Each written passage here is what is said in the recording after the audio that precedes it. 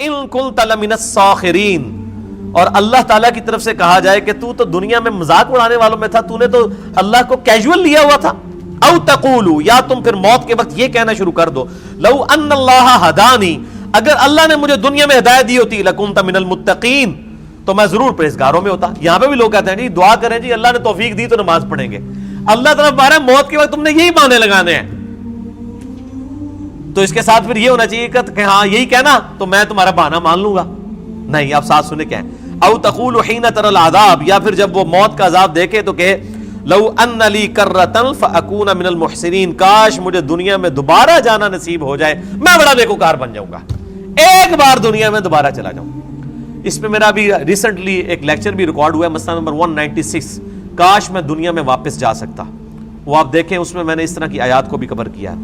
اور یہ جو آخری 3 رکوع ہیں سورہ زمر کے، یہ اتنے امپورٹنٹ ہیں کہ پچھلے رمضان کو ہمارا مسئلہ نمبر 146 ریکارڈ ہوا تھا، قیامت کے دن کا ڈراپ سین اور موت سے پہلے توبہ.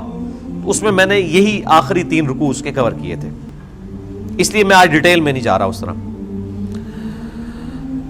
تو یا پھر وہ جب عذاب دیکھے تو کہ اگر میں دنیا میں واپس چلوں فاکون من المحسنین، تو میں بڑا نیکوکار ہو جاؤں. بلا، اب یہ سارے بہانے جب لگائے گا، اچھا دنیا میں نہیں لوگ کہتے ہیں دعا کرو جی اللہ توفیق دے تو نماز پڑھیں گے جی، اللہ دی توفیق نہ لی ہوئے گا جی. اللہ توفیق اس کو دیتا ہے، والذین جاہدوا فینا لنہدینہم سبلنا، جو لوگ ہماری راہ میں کوشش کریں گے ان کے لیے راہ کھلے گی. ہدایت اس کائنات کی لیڈ ترین چیز ہے، یہ فری میں تو نہیں مل جائے گی. اللہ تعالیٰ اسی کو ہدایت دے گا جو ہدایت کا طلبگار ہوگا. اس کو ہدایت نہیں ملے گی کبھی بھی کہ جو شخص جو ہے وہ ہدایت کو کیجول لے گا. تو اللہ تعالیٰ ماتا ہے جب موت کے وقت یہ بہانے لگائے گا نا کہ میں کاش دنیا میں واپس چلا جاتا، مجھے ٹائم مل جاتا ہے، اللہ تو نے مجھے ہدایت دی ہوتی، دیکھو اللہ تو ہی سوٹ دے، اللہ تو ہی منو ہدایت دے دینا تو میں سیدھا ہو جاتا. اللہ تعالیٰ آئے گا موت کے وقت، پھر اللہ تعالیٰ کی طرف سے جواب آئے گا، ادار نہیں اللہ نے رکھنا. بلا، اللہ فرمائے گا ہاں کیوں نہیں، اڑتے تو کہہ رہے ہیں کہ میں نیک ہو جاتا. قد جاءتک آیاتی، میری آیات تو قرآن کی شکل میں تیرے پاس آئی تو تھی، لیکن تو کیا کہتا تھا، اے اللہ جو کچھ بھی ہے تیرے محبوب کی امت سے، ہم نے کوئی نہیں سیدھا ہونا، نبی علیہ السلام کی نسبت ہی ہمارے لیے کافی ہے، نمازیں پڑھ کے ہم نے کیا کرنا ہے. تو ان چکروں میں پڑا ہوا تھا.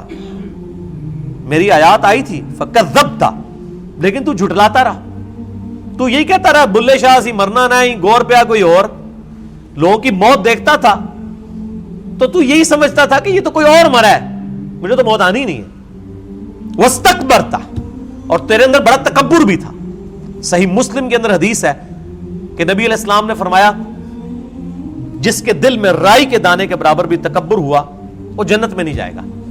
ایک صحابی نے پوچھا یا رسول اللہ صلی اللہ علیہ وآلہ وسلم، بسا اوقات انسان کی خواہش ہوتی ہے اس کے کپڑے اچھے ہوں، اس کی جوتیاں اچھی ہوں، کیا یہ بھی تکبر ہے؟ آپ نے فرمایا نہیں، اللہ بھی خوبصورت ہے اور خوبصورتی کو پسند فرماتا ہے.